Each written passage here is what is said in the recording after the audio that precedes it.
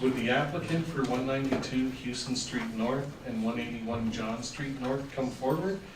When it's appropriate, we'll indicate and ask for people who are interested to show a hand so we can see who it is and then get information from that. I'm just going to go out and make a call out in the outer hall just to make sure other people are aware that it's started. Thank you.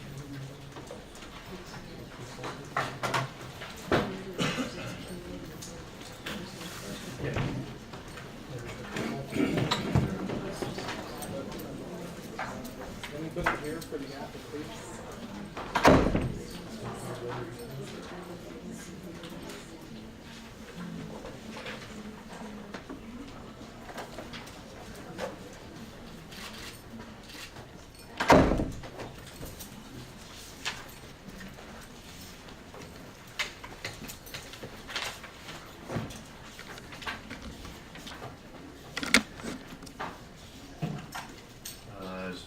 We have the applicant here at the table now, and normally we would call for any neighbors or concerned citizens to come to the table, but I think the rest of the room is accommodated for that. So if you wouldn't mind stating your names and addresses for the record. Sorry, to do that, you'll need to push the button. When you're done talking, just push the button. Chris Boyce, Greenwin Inc., 19 Les Mills Road, Toronto.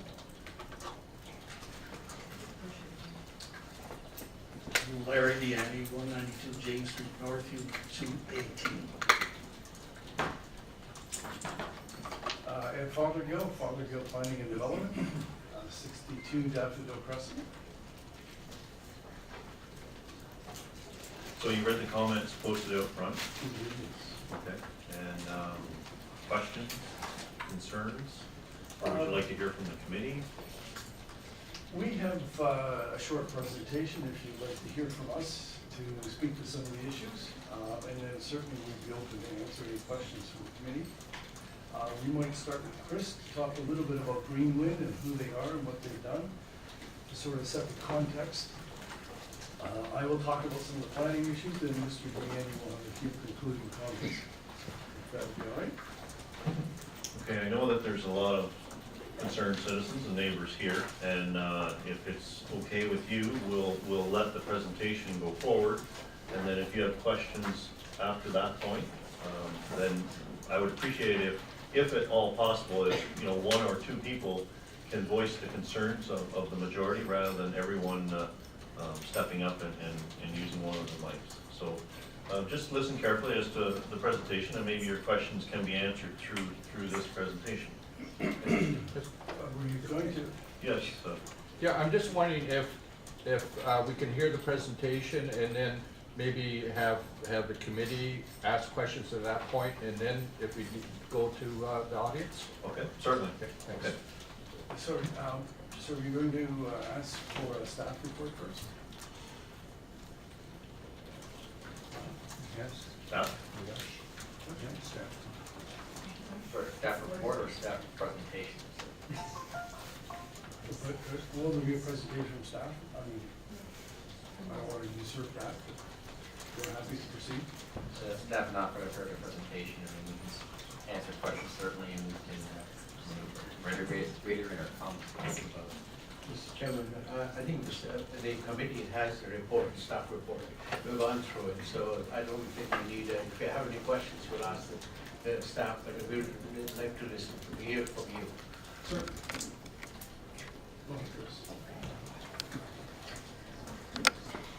Thank you very much. Greenwin has been managing in Hamilton since 1998. We have approximately 8 buildings that we've been managing.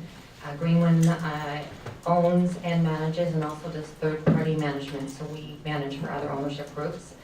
We were founded in 1943 and in the real estate industry. Since 2012, we have worked with the 3 particular buildings in Hamilton with local services to bring the buildings up to building code standards, and we're continuing to do so. We have spent funds to renovate, upgrade suites, corridors, lobbies, courtyard, laundry rooms, and gym at 181 John Street, and have spent $3.1 million. At 192 Hughson, we have done the same similar upgrades at $2.9 million. One of our big ticket items, which we will continue to work with as duty of care, is the pest control situation that we're combating. So to date, we've spent $100,000 at 181 John Street and $90,000 at Hughson. The rental rates currently at the property, they range from $1,050 to $1,250, and utilities are included. Other properties in the area, utilities are on top of. We have a very pleasant, workable relationship with the Hamilton Housing Authority, and we have 37 combined units between both buildings for subsidized rents, and we're continue that relationship and expanding it wherever funding opportunities are available, and we'll work with Hamilton Housing. The reason we're here today, and the gentleman to my left will speak more on, is the design of the 3 bedrooms. I was asked to speak on why they're not so functional, and the issues that come up with it. The townhouses have very narrow staircases, poorly designed, and very poor layouts from original construction. The new 2 bedrooms that we're planning to do are more suitable with a better layout for families as well. The 10 units that we wish to retain in the 3 bedroom, they will also be redesigned to be more functional and usable for future use as well. So I just wanted to give you a little bit of introduction of Greenwin, and I've been the CEO for Greenwin for 5 years and worked in Hamilton as a property manager myself personally years ago. So I'm just going to transfer over now. Thanks. Good afternoon. We've read the staff report as well. We concur with the staff report that's supporting the application. So I won't go through all of the details that are in that report, but did want to make some comments in terms of the 4 tests of the Planning Act that we have to consider with applications such as this. The first is conformity to the general intent of the official plan. Sorry, I think people in the back can't hear. Was that thing on? I think so. Maybe I'll go a little closer. Yes. Okay. Okay, they can hear. First is conformity to the official plan. As staff report notes, this is within the setting sail secondary plan area.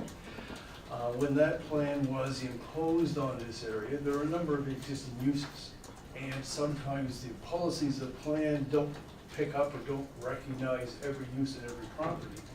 So there's a catch-all provision that says non-compliant uses can continue providing you meet certain tests. Staff have reviewed those tests, and I've reviewed those tests. There's 5 of them in the secondary plan that look at things like spillover effects, adverse impacts, environmental concerns. These are all things that we've looked at and with staff and agree that the project does meet the intent of the secondary plan with respect to a non-compliant use. The second test is meeting the general intent and purpose of the zoning bylaw. Obviously, we could change the zoning bylaw, otherwise it wouldn't be minor variance, but we believe it does meet the spirit and intent of the bylaw. The use is permitted, it's not changing. The use has been accepted in the community. I don't think there's any argument or disagreement that the use is appropriate. It provides important housing and will continue to do so. There's no change to the outside of the building, and the zoning bylaw still retains all of the controls that are currently in place. So in my opinion, the proposal does meet the intent, general purpose and intent of the bylaw. It is minor in nature, and we think this is the appropriate venue to be in front of.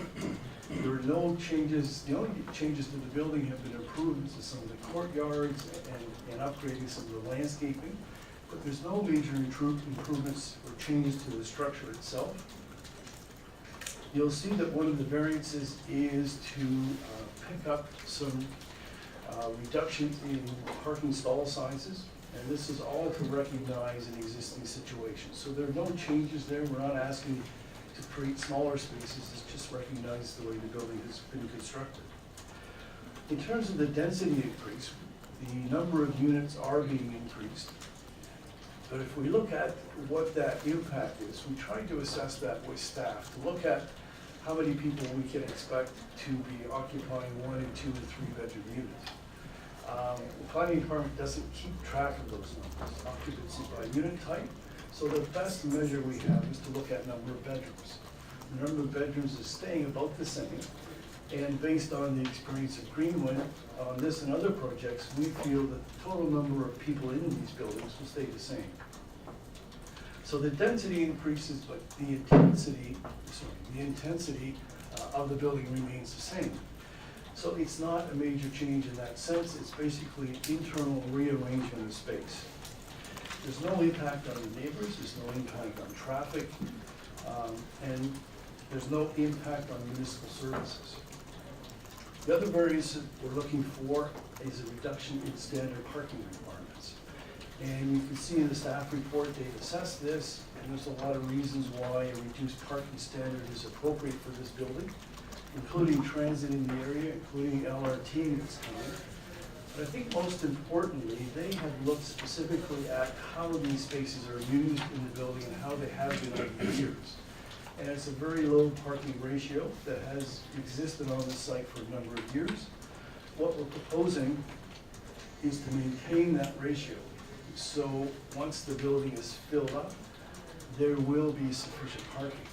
As you may have seen from the background material, one of the issues now is because of the low parking usage and the fact that some of the units are vacant, one level of underground parking is not being used, which is not a good idea in terms of efficiency, in terms of safety. So we want to get back to the point where the full parking lot is used, and it's going to be used on the same basis it has been at that parking ratio we're suggesting. So for those reasons, I believe that the variances we're asking for are minor in nature.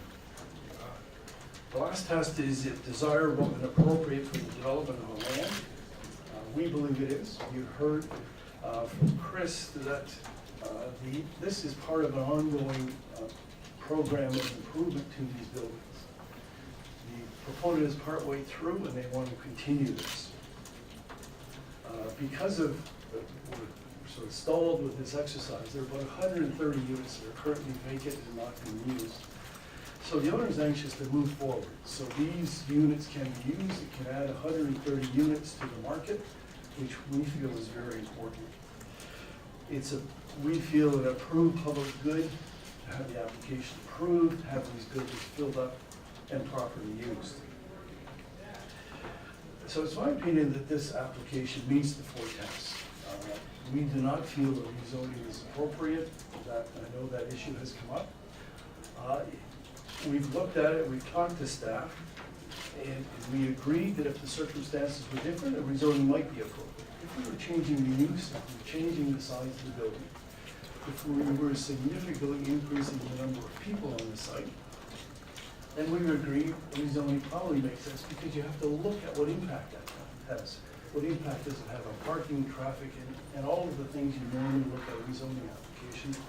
In this case, because we're not changing the intensity and we're not changing anything on the exterior, this is certainly the way to go. Those are my comments. We feel this is a strong planning position. We agree with staff, and we would ask the committee to make a favorable decision. Mr. Guillen has a few summary comments. Thank you very much, Ed, and Mr. Chairman, members of the committee, members of the public. I was brought, as some of you know, I've been doing some consulting work for the last number of years, and when I was called to become engaged with the Greenwin situation, I was told that it was a minor variance that was needed, and, although I've been before you a couple of times, very infrequently, I didn't think it was going to be a big deal at all. And so I actually asked, why would you need my services? It's a minor variance and you've got all the building expertise and so on. Well, the issues were bigger, and as it turns out, the issues are bigger. So when I started looking A at the company and then B at the issues, I sought to find out from the Beasley Neighborhood Association what the issues were so I could understand a little more. And I'm going to broaden my comments just a little bit if you'll indulge me, because some of the letters that you've received are broader in scope as well. I'll try to be brief, however. And I didn't really immediately receive a response from the BNA.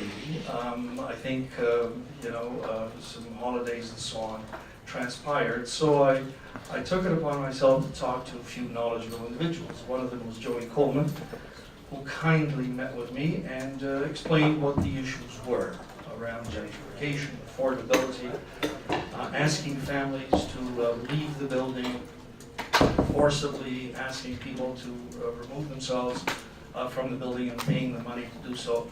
And I was a little alarmed when I heard all of those things as well. And then, of course, I met with the counselor for the area. And the counselor came very kindly, gave me some sage advice. And his advice, let me say it right now, was work with the community. Work with the community.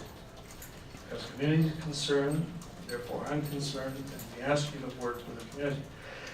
And so we thought that that was very important to do. And we asked the community what the various issues were that they wanted addressed. I wanted to meet with them individually, the executive at least, to find out what they said. No, you really need to come and make a presentation and talk to not just some of us, but to all of us. Please give us some idea of what the issues were. And they listed a number of issues that were concerns to them, and I listed some of them for you.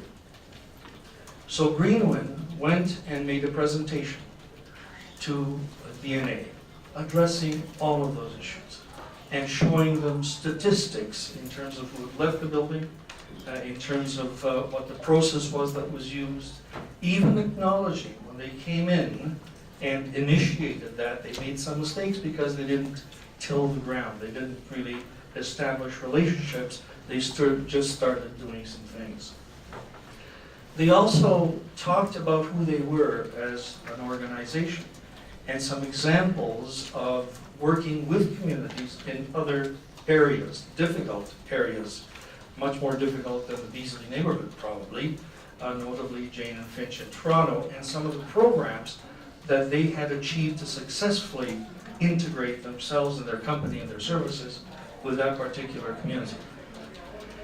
So the task then was to figure out a way of getting the BNA to be happy that there was a company that was investing millions of dollars in their neighborhood, that was ready to invest more money in their neighborhood to make the building livable. And I found out as well, by the way, that there had been, and let me be kind about it, real issues with these two buildings. Issues that we can get into if you'd like, but I'd rather not at this point. But issues that have to do with property standards, issues that have to do with people living in the building who had no leases, no approvals to live in those buildings, and some other police-involved activities as well. I confirmed some of that with the counselor, who indicated that in fact, and I hope I'm not misremembering, that in fact he had to assign a staff member almost regularly to attend to property standards and other issues for the building as well. So I thought the story that Greenwin had to tell was a positive story. But the challenge was, as the neighborhood indicated, work with the minority people that are in the building, and also in some appropriate way see if you can preserve the 3 bedrooms. Because the initial plan that was before this committee that was tabled had no 3 bedrooms at all. In fact, one individual at the Beasley meeting said, surprise us. We know that you're here, it's public relations and so on, but surprise us, actually make some changes. The group went away and did make some changes, and that's why you see 10 units, 3-bedroom units being preserved. I also took a tour of the buildings, and I saw the 3rd bedroom. And if you're picturing an apartment with 3 bedrooms on the same level, that's not what I saw. One of the bedrooms was in a barn, accessible only by a thin staircase to get to that 3rd bedroom. It didn't seem to work, and I don't think it would meet any accessibility standards that the province and the city have today. So I think, ladies and gentlemen, we're going to hear from members of the public, and we're going to hear probably a lot of concerns. But I think the Greenwin story is a good story. They don't want to chase families out of the core. They want to put 130 units that are now uninhabitable nobody living in them, back on the market, so individuals and small families can move in there, and they want to continue investing in the city of Hamilton. I think that is a good story. Telescope it now to your mandate, which is minor variances, and I'm hoping that you'll approve the report. Thank you. And certainly, we're prepared to answer any questions that may arise on the presentations after us. So if you need us back to respond to anything that you ask, we're happy to do so. Paul? Thank you, Mr. Chairman. I'm not sure if there's anyone else here who's in support of the application that wants to speak, but I've listened to it, I read his report with the application. I respect his opinion, but I disagree with his opinion on conformity as the 4 tests. With respect to the intent of the bylaw, this property is subject to a site-specific zoning, which set the density at a maximum of 190 units. The secondary plan sets the maximum at 150 units. When the secondary plan was done, there was no exception made for this site. With respect to the parking, the variance to reduce it from 1 space to 0.6 space, this property is in an area that already enjoys a reduction in parking. The normal parking standard for apartment buildings in bylaw 6593 is 1.25 spaces. Because it's located in the downtown area, has access to transit, that's why it's already at 1. So they already enjoy a 20% reduction in parking. If you compare the reduction, the further reduction, we're looking at almost a 50% reduction in required parking with the number of units that are being proposed. So in terms of complying and or meeting the intent of the official plan, the zoning bylaw, I would disagree, and I don't think it meets the tests. There's also the third issue with respect to the elimination of the larger units. In my mind, this application is more akin to a conversion rather than an expansion or enlargement of legal non-conforming use. In that regard, I know when the city normally deals with condo conversions, part of the process in the report that's dealt with is that you do an assessment of the zone in the area that the building is in. We look at the number of units, the size of the units, and the impact it would have on the elimination of those in the rental market. So in my view, I think this is the type of application that should more appropriately be dealt with by community council as a rezoning, so that I could have a fuller and more fuller examination of the issues that are involved here. So unless there are others here, and I don't want to forego all these people that have shown up, I'm assuming they're here in opposition to the application. I think maybe it would be appropriate to hold the committee and see where they sit on this. Bill? Yeah, I would agree with Paul. Mr. Deanne and Ed mentioned that there are major issues involved in this. I think it's way beyond our mandate as a committee of adjustment dealing with minor variances. I mean, there are about 50 people here, and we've seen all their concerns, and it's something that should be dealt with by council. It shouldn't be dealt with in this committee. I'm saying that without prejudice, one way or the other. It's up to council to decide. I think it's a housing issue. I don't know if there's been studies done by staff or whatever in the area, downtown area. We know it's evolving. There are a lot of changes in housing.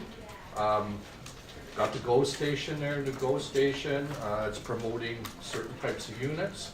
But we also want that area a livable area for families too. So there needs to be some policy guidance around this, I think, like very thorough policy guidance, which again is beyond this committee to deal with. So I would agree with Paul that, you know, I don't want to waste a lot of people's time on this if we're going in a certain direction.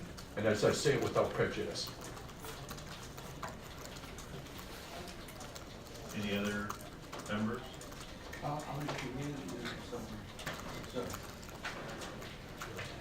I want to make a comment, but I want to hear the objections, also the council of the board. We would want to hear. Councilor, would you like to speak first?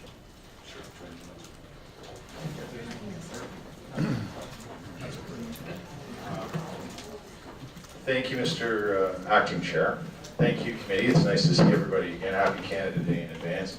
Thank you to the representatives, including former Mayor Larry Deaney of Greenwin. Thank you, Greenwin, for fixing up 2 buildings that indeed were, you did not miss here, true property standards issue 5-6 years ago. Unfortunately, it's clear, I think we have a bigger issue now, and committee member Mallard alluded to it with his final and I think most important point. And I'll just simply say, if you're going to hear others, you're going to hear firsthand stories from tenants, you're going to hear firsthand stories from community members, if committee chooses to. But to the point and the suggestion that this is a matter that is best dealt with at planning committee and ultimately the council table, I wholeheartedly and fully agree and welcome that opportunity. Thanks.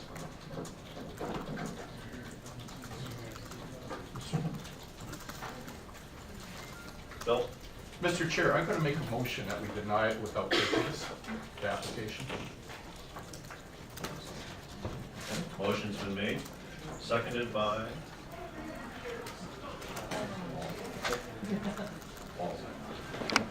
All in favor? Opposed, if any? Motion is denied.